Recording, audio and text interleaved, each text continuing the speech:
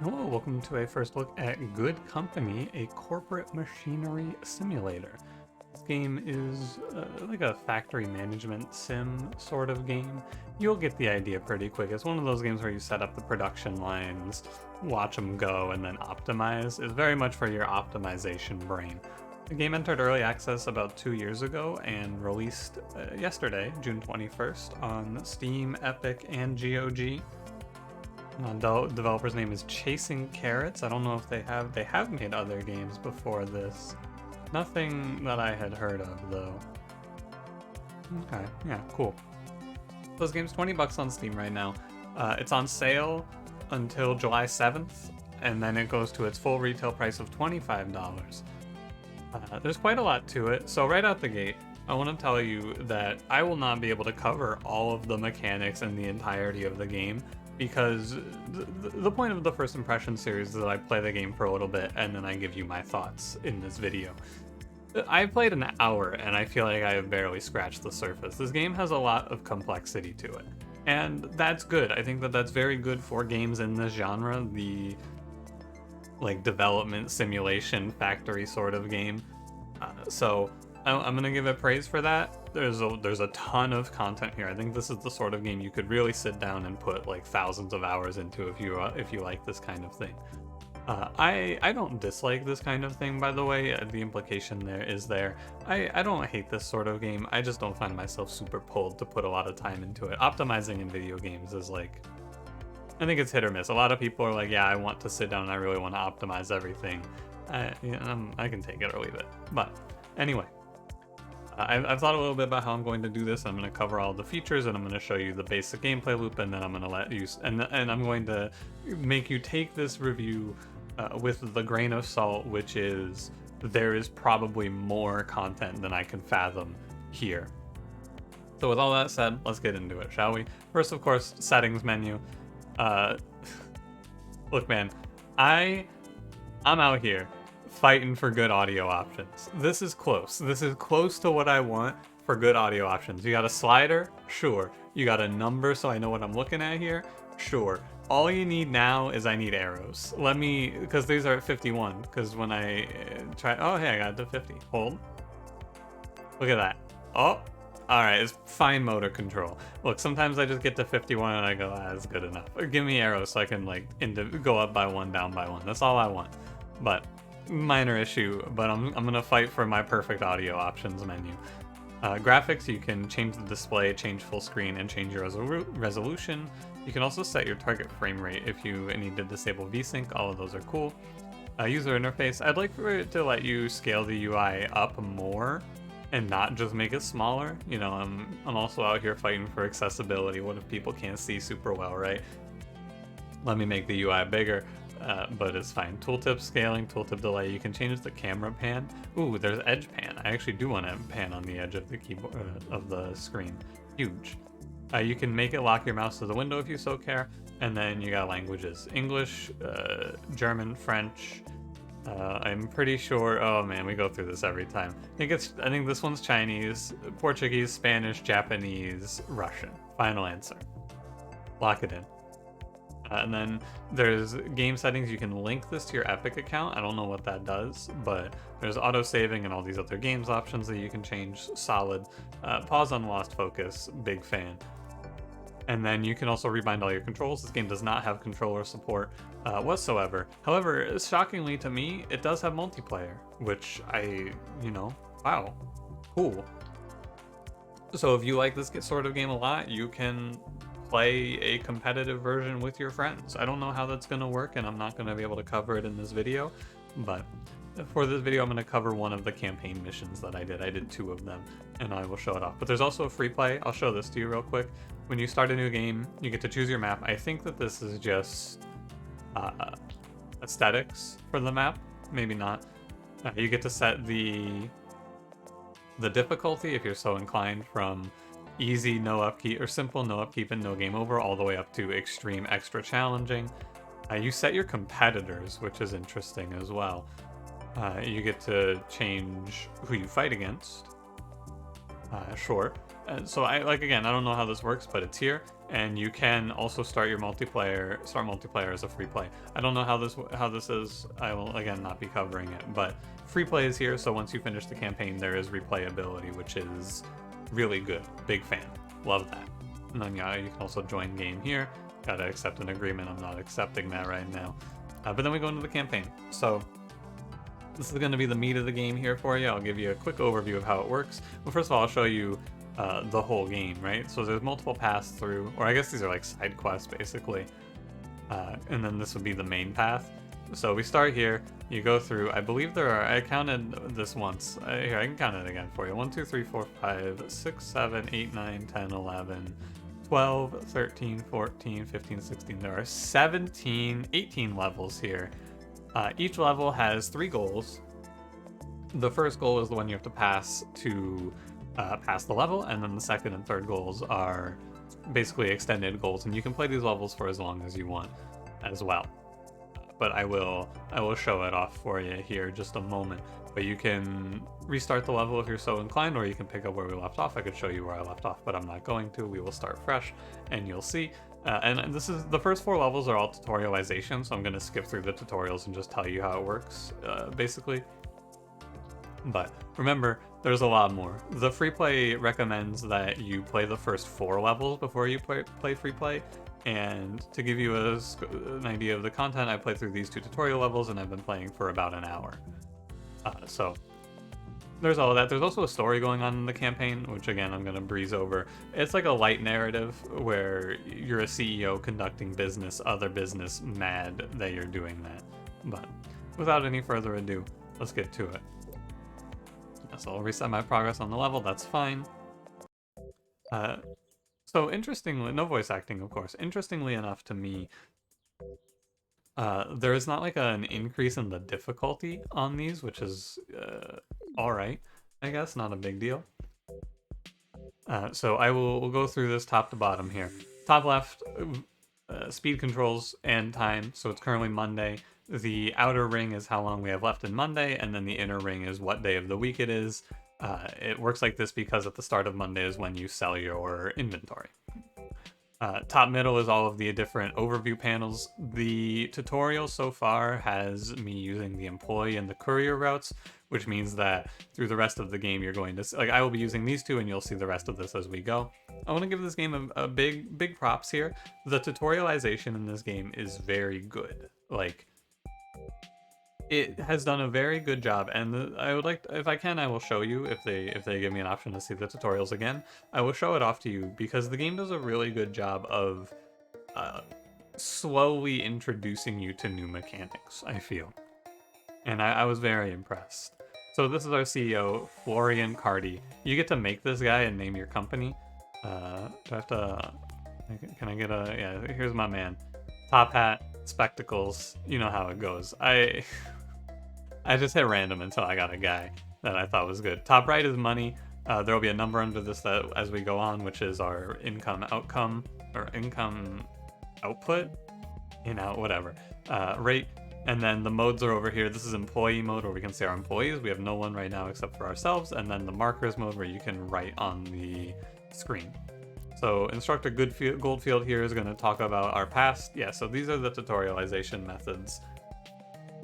It's very crisp. They'll talk about the thing and then they will give it to you in more detail. So this is teaching us about work zones, which here I'll go out and we can play around with it here. You can, so this is our work zone. This is where people are going to work within this building. You can erase the zone, add a new zone, and you can extend or lower the zone, right? And then I wonder if you can just clear it. I guess you could just do it like this. These are all hotkeyed, by the way. You're gonna watch me click these, but all of this stuff is hotkeyed. Doesn't quite expand out how I would expect, but it's fine. And then, of course, if you're so inclined, you are able to rename these. And there's also policies, but again, that's probably something that comes in later on. Can't wait to fight the unions later. But then she's gonna reset this, and so we're gonna move on here. So what this is about to teach us here, again, this is me playing through the tutorial, so you're gonna see me getting a little bit handheld, but I actually like a lot, right? This is teaching us how to set up delivery and set up routes, because our stuff gets delivered in the delivery area, the raw materials, and then we need to create it, but we can't obviously create it in the streets. So we set up this delivery area, we set up a pallet here, and we set up a pallet where we're going to be working. Now, because I've done this once, I can start to work on really optimizing this, which is the fun part. How do I want to do this? I think I'm going to set it like this. We'll do it a simple way. And then, basically, we're going to create orders. And if you want to follow along over on the right, you can also see our current objectives as they go. So we're going to add a rule to this courier palette, and this rule is going to say what we want. So at this courier palette, we're going to want raw materials, because that's what we want delivered here, which are chemicals, electronic parts, metal, plastic, right? And then we're going to add a rule over here, which is that I believe we want these items here, right? Yeah. And basically the way that this works is, because this took me a minute to really grasp, if it'll let me. I was going to tutorialize the courier system. Yeah, I'll explain, don't worry. So the way that this works is we set this buy order, and what this is saying is we want to reserve 1 stack of chemicals in this storage space. And we can increase this as much as we want or decrease it like so. But what we're saying here is that we want 1 stack of chemicals here. And so every day we're going to get a delivery and it's going to give us 100 chemicals. And then what we're saying over here is the same thing. However, this is not in a delivery zone.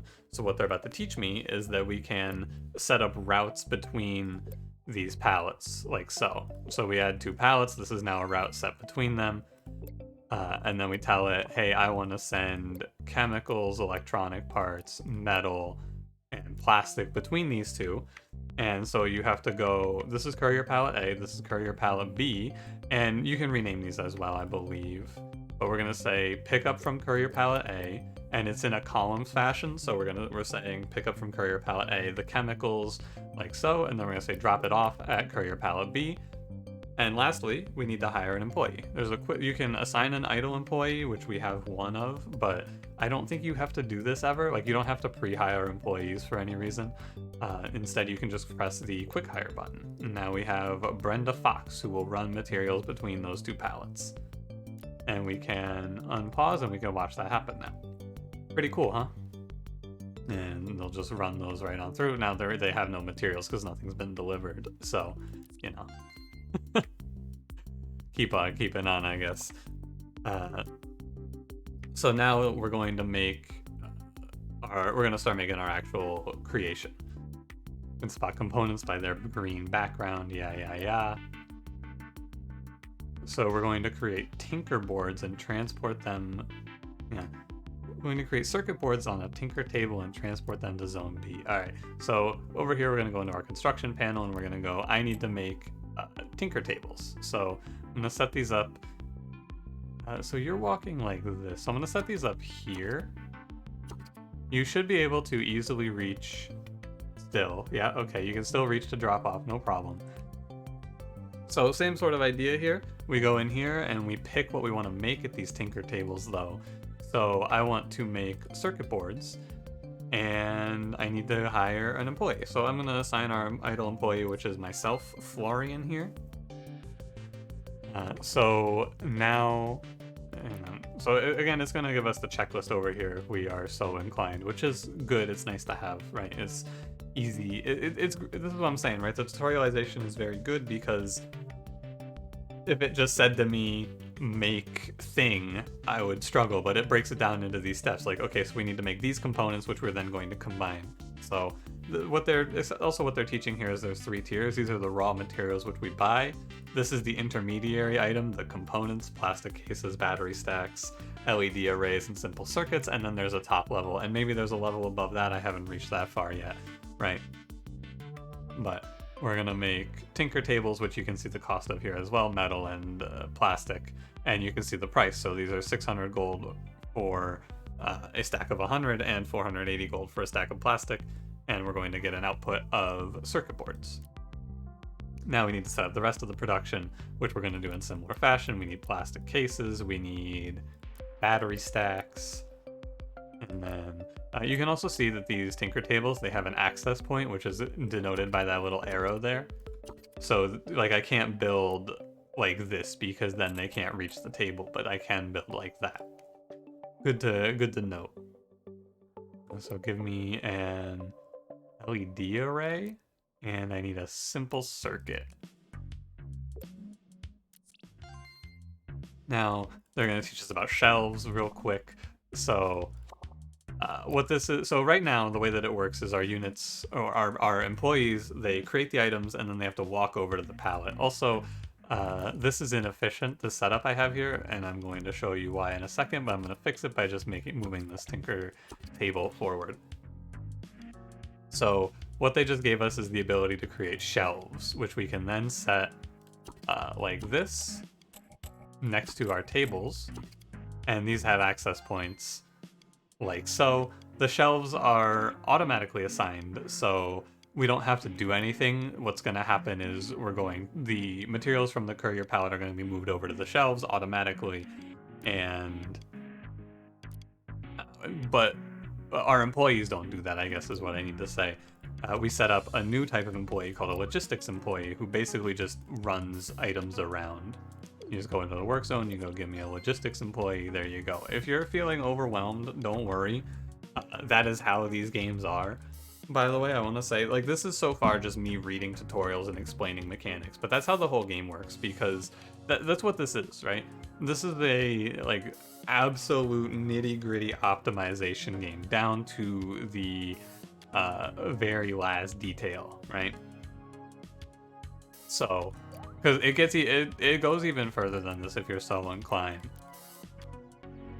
So, because now we're getting a third zone, but this is where it starts to open up and I can actually start playing the game. Can I override these yet? No, I cannot. Okay, that's fine. But you'll start to see things pop up, like we have problems here. We're not getting enough plastic, we're not getting enough electronic parts. I believe this will work out as we go. Yeah, the logistics employee just has to start working here. So, up next is we have to set up Zone C. Zone C has this assembly table, which is where we create our finished product here, the personal assistant. So we're going to, first of all, we have shelves here. We have 2 shelves, which will be important in a second, and we have this pallet, which we have to set up a route for. But first, I'm going to move the pallet because it's about the efficiency, you see. It's going to move it closer to the door. Am I not allowed to move it? Oh my god, I have to set up the route first. So one way to set up the route is to go into the courier routes option, but another way to get there is by going here and here. Having multiple ways to get to the same menu, I think, is very important for games such as this. But this is going to need the pieces that are made in Zone B. Oh, configure. I need to go in here. You go add palette, Zone B, Zone C. And then we're going to need to send over plastic cases, battery stacks, simple circuits, and LED arrays. You're going to pick those up from palette B, and you're going to put them in palette C. Good. Right, so I should also mention, like, I guess controls to move around, right? You get to right-click to move stuff, and you can zoom in and out as you so desire. It's a lot of information to take in, so you have to bear with me. But I thought this game looked pretty cool. And it does a really good job, right? Like, this is the sort of game that would get me into a simulation-style genre, because it does a great job of teaching you everything, I feel. And, like, it's easy to look at this and go, oh, hey, there's a problem with my palette, and you don't just sit here wasting a bunch of time. The problem is that I'm sending things over here, but there is no reason, because I have to hire someone and set a work order here to make personal assistants. And now... What's wrong? Why am I not... It's saying set up a courier route. What's wrong? Oh, I didn't hire someone. That's actually what it's saying, is I didn't hire someone. And then also it wants me to hire a logistics employee for this area. Zone C. Production employees won't always make the right assumptions about which shelves to use. This is the other important thing. So what's happening here is here we are. So what's happening here is our employee is they're storing their outputs in the same place as their inputs, which will clog up storage. So what you can do about that is you can override your input and output. So I can designate this shelf is the input, this shelf is the output, and it'll work itself out for you. And now this is where we get to actually scale up. Access to the work zone mode, logistics flow between equipment. Okay. I didn't actually read that. I don't know what they said, but now we actually get to do something here. This is where it opens up in the campaign. And again, I imagine as you progress through the game, this is tutorialization, right? And the first 4 are going to be all tutorialization, but now you get a feel for it and we can go. Now we get to actually scale. So we need to, first of all, set up a sell order for the PDA, which we do, of course, by setting a rule. Where is it? It's here. And then for sell orders, you have to make sure that it is enabled. And we have 6 open. I believe it auto sets 6 slots because you make one. I think it auto calculates that basically because you make one of these per 1.8 days and you sell once a week, right? So our goal here is to earn 10,000. We're currently earning negative 1,100. This updates every time you make a sale. Like, this is just the last week's profit, so it's nothing to write home about yet. However, what I do want to do is I actually want to go in now. I am not 100% certain of this, but my current impression is that corner shelves suck and I hate them. I think that there's like, you can definitely use them in a way to like super optimize your setups. However, because like imagine, right, you set up this corner shelf and then you feed 3 workers into it, right? Can I press space to pause? I can't. Sick. Like you could set it up like this. Hang on. Now I have to hypothesize. Hold. So how would I set this up actually? Because the corner shelf, maybe it's like for a different type of table.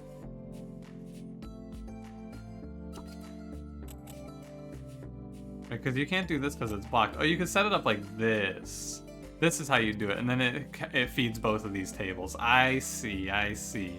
Now I don't want to do this here. I don't want to do this here because it's going to create this like nightmare pathing problem. But nonetheless, it's cool to find. Anyway, I'm going to set up, but you can basically, I'm going to set up 2 shelves for each of these for the inputs and the outputs, right? Oh, you know what? I could probably set it up like this. 1 here, 1 here, and this will be, hold on. It's going to be a little inefficient for a bit, but I don't mind. I'm gonna set up outputs to these, and then I want to have each one have its own input, basically. Outputs there, and then I want each of these are gonna get their own input, like so. And that's a corner shelf, pardon me. Here and here. And now you're going to have input from there, input from there,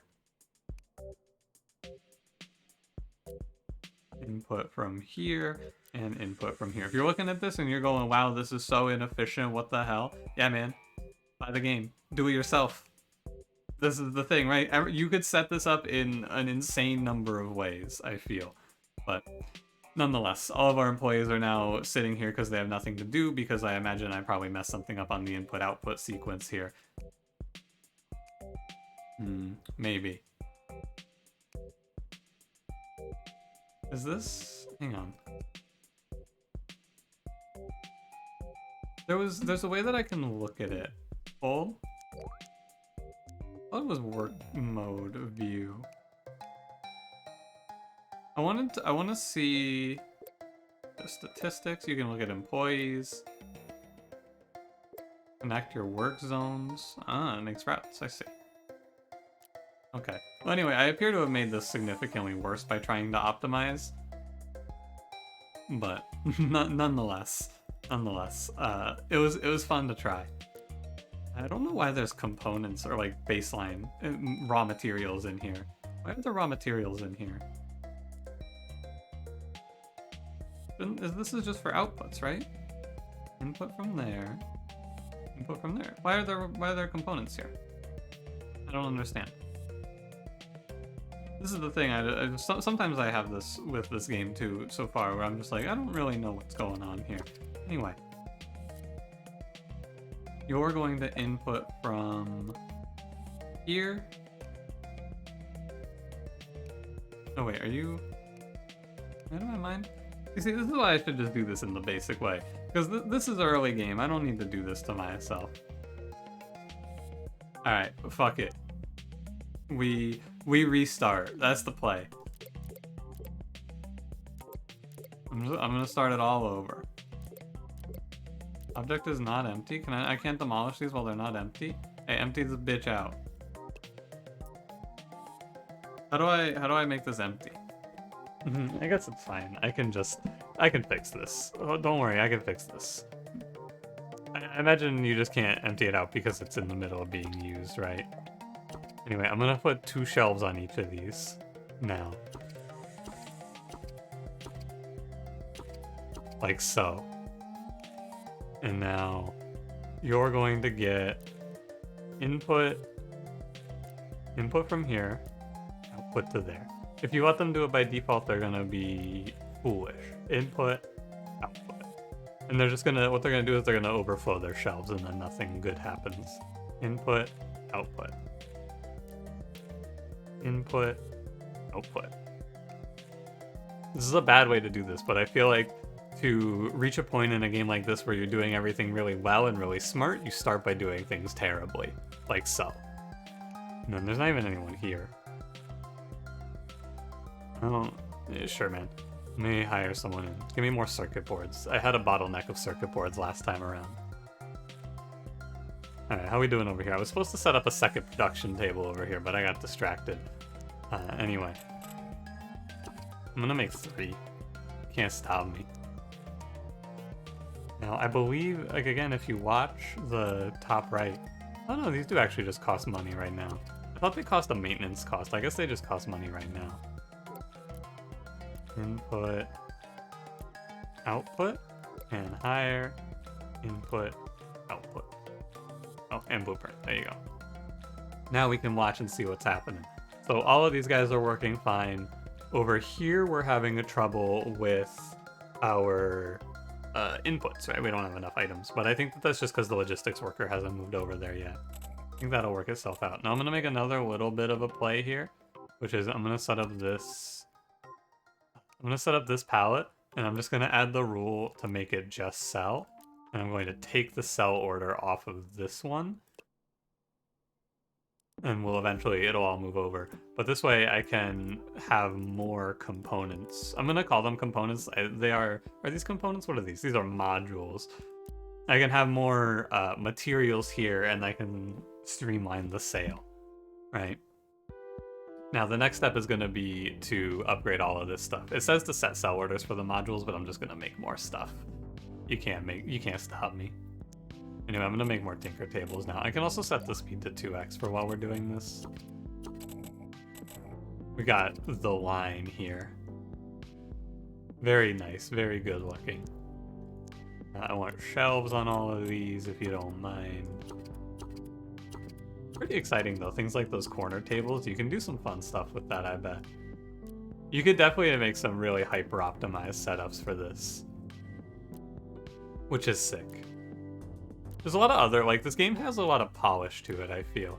There's a whole lot of things, like, you can move these menus around and things like that. And I know that might seem like not a whole lot, but it's a lot. It's good to see polish on a game like this, I feel. Makes me more interested to play it, right? I think anyway. We finished our first level. More first business mission. buzz with not important. I heard a rumor that this company was struggling, but looks like they've made it through. What do you mean? Struggling? What do you mean? So we finished part 1 of the level. If you want, you can just go back with your 1 star, or you can keep going. I'm gonna keep going here. Dad's gonna pop by and say, hey, we shouldn't commit eco-terrorism, let's switch to wood. And I'm gonna say, hey, plastic wood is kind of like, you know. But we get to, so goal here is now to switch to wooden case production, which we're going to need to add in new rules. We need to buy wood. Let me get 2. I wanted to set my buy order to 2 for each of these, just in case, you know. Maybe I need more, I don't know. What's all of this down here?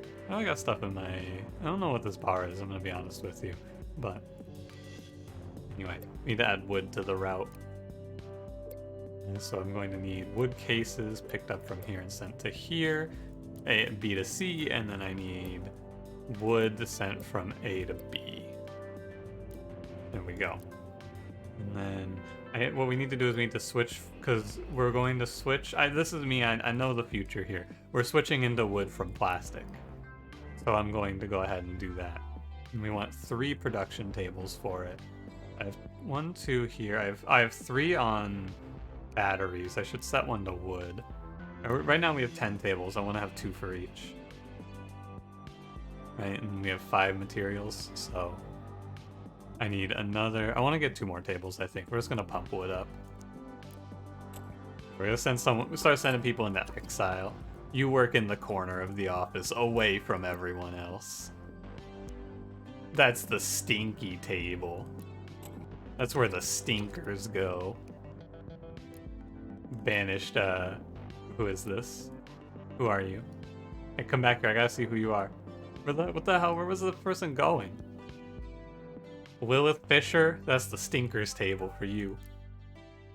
But then this goal is to make them per week, and you can see the goal filling up at the bottom now. For that one, you can see how many we made this week. But yeah, I think this game is pretty solid. Like I said, I have a lot of praise for it. It's very nice to look at, and it's very, it was easy for me to get started, and I feel like I can explain this game to you in about 30 minutes, which is solid. Like, I feel like now you have an understanding of how this game basically flows. This isn't like some sort of in-depth guide, though, for you to, like, grasp how to play the game and optimize everything. This is for you to get started and figure it out yourself. What I want to do, actually, here... What do we have? Oh, you guys have no plastic cases. Right. Because we're switching over to pocket advisors. This is me knowing. Pocket advisors use the same materials except for plastic. And so we can go into our routes now, and we can go to this route, and we can just take plastic out. Now, plastic cases, I should say. We need regular plastic, I think, to make... One of these needs regular plastic, right? Simple circuit is made from circuit boards. That's made from wood. Circuit boards are made from plastic. Okay, yeah, we still need them. Yeah, look at this guy's profile picture. My man's upside down. Brother, are you alright? What the hell, man? Following my route? Oh, I don't make personal assistants anymore, so I don't need to set the cell order, of course. We now make pocket advisors. Why are the LED arrays in my cell pile? Who put these here? I think maybe this bottom thing... Yeah, this bottom bar lets you manually move stuff around, it looks like, which is interesting. Let me come in here and drop this, drop the raw materials off. Now, these won't actually get used because they're not in the logistics section, I don't think. Reserved for wooden cases? What the hell? Hang on, I think I might have made an issue. I might have made a mistake here. I don't need wooden cases here. Let me see my routes, please.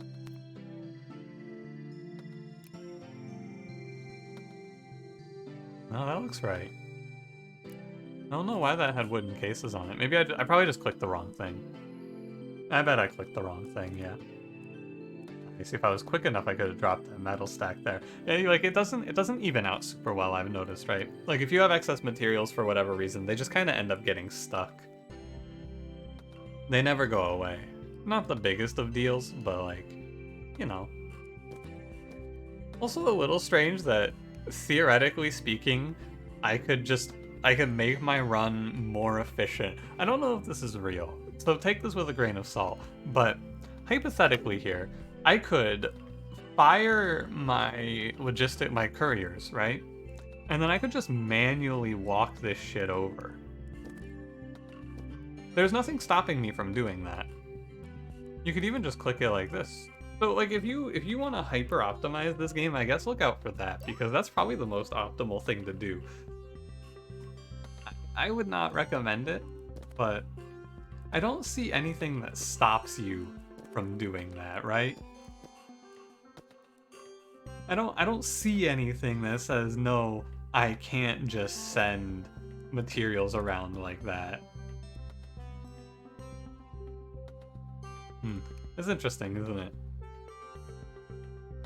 It's probably fine. Where am I? You're making simple circuits? No, you're making Who's making circuit boards? Simple circuits. I need to go to your input shelf and drop off these.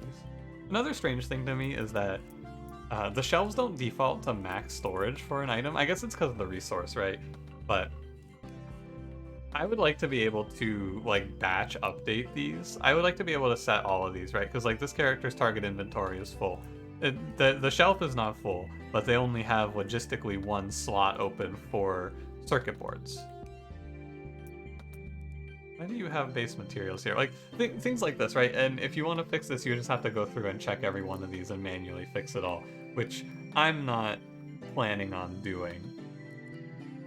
But, so just be aware of that, right? It doesn't 100% even out correctly, is my first impression here. Let's add another few of these bad boys in. This is where, wait, I could use a corner table here. Hold, I'm a corner table enthusiast. We're optimizing. It doesn't fit there. I could put it like this. That's ugly. I love it. Okay, so you're gonna both get inputs from here. We're making pocket advisors. And now I need a small shelf for each of you, like so. Oh, can you, if I put both of these small shelves down, they're actually trapped. You cannot enter. That'd be pretty fucked up. I mean, how big is this shelf? Is it big enough for me to run both? No, it's not. I want to not have this. This is one thing I don't really like. I can't clear this automatic rule. I don't want pocket advisors to be sent here. I do not want that. But it automatically works that way. Similarly, what are you guys having a problem with? Oh, probably because I need to put... I think I'm making too many and I need to put more sell orders up. Because the logistics employee just isn't taking stuff over there. Yeah, that seems to be the problem. You guys should also be using, like, the full capacity here. It's automatically setting it, right? According to, like, this is one step in the link. The time, based on the rate at which things are going, this table should make 4 pocket advisors. However, there was a bit of an issue, which was we were filling up the logistics for storage. And so we had a bit of a bottleneck there, and then you resolve that, and then you go on to the next problem. But anyway, that's fine. I guess I'm just gonna set them both to have their output be this small shelf. You're gonna have a bit of a hike here, Keanu Roberts. Loved you in that last movie, by the way. But it's fine. And I've been playing on 1x while I set things up, but now we can just kind of let it go. You could expand this more. I could add in another... No, I actually don't think I could fit another assembly table in here. I think 5 is as best as you're going to get. It says expand to 12 production tables. Oh, module production. These things, not these, because these are components. I see. I don't feel like I need more production, but I may as well get the bonus objective, right? Why not? We may as well knock it out. Throw down. I'm not even going to bother setting these up with shelves or anything. I'm just going to say, like, battery stack. You're going to have to hike over the table. I don't care. I need the check mark. As everyone on Twitter these days, I need the check mark. Okay, can we sell these last 3 personal assistants, by the way? It's going to give me this, like, missing supply problem, but I still want to sell these. I'll need to sell 3 as well. You can, like, manually override the logistics thing, I think, as well. Like, for example, if I wanted to set this up to more... There's a way you can do it, I think. You can figure it out, I'm sure. But once this is sold... Ah, there we go, we sold everything. Nice. And that's the end of the mission. This is Richard Goodman, he's mad about business. Now, if you're so inclined, you can continue going here. So if you get into a later game mission and you're like, oh man, I really like this, I'd like to make this a little bit better, you can. You can just let it go for as long as you want. Or you're not supposed to mad about? Oh, it's because of the cell order. Yeah. True. We can just watch these guys go for a little bit. You can see there's an error of we don't have enough simple circuits, which is because I don't have enough circuit boards, so I probably need to add in circuit board production. Hey, I would like to switch you to circuit boards, please. And it's like, this is a game about fixing the pipeline problems, right? You go, okay, I'm having a problem here. Like, over here, I don't have enough simple circuits. That's because I'm not making enough circuit boards to create enough simple circuits. And it goes on and on like that. And I imagine that this game is going to cascade in this sort of way as you get into the higher and higher levels. Because that was level 2, and that feels very involved. Imagine what, like, this one is. I think that in the end game you're making like full-on robots and things, which I imagine have a ton of pieces that you build together. Here, we can take a look. Sell cassette players. Unlock the pocket computer market. Ah, these are challenge levels over here. I see. That's pretty cool. So you have to do something within 120 days. Okay, cool. But yeah, I wanted to bring this game to you. I also wanted to give a simulation game a try. The last genre I had a moratorium on that I did a first look at was 4X games, and I loved Dune Spice Wars. I think that this game is solid. I think this seems really good. I think that this game feels like a great entry point into a simulation sort of genre, right? This game also has a demo. I should have mentioned that at the start, so if you want to just check it out without dropping yourself in, you can do that as well. But yeah, exploit your workers, do not seize the means of production, do business, and go nuts. Hell yeah. Thanks for watching. If you enjoyed, don't forget to leave me a like. Subscribe if you want to see more. I'll see you in the next one. Have a good one.